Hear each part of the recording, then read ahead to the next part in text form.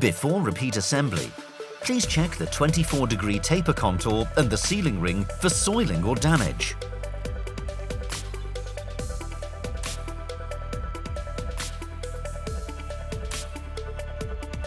To facilitate assembly, apply suitable lubricant to the tube contour, the thread and the cone of the screwed connection piece. Now hand tighten the SQR union nut. VOSS recommends making markings on the union nut and the tube to check the stipulated tightening path.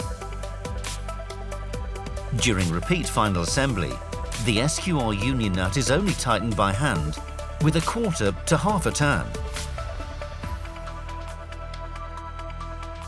During assembly, the screw socket needs to be held with a wrench.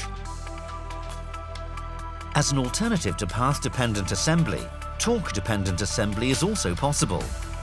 The required tightening torques are stated in the VOSSForm assembly instructions.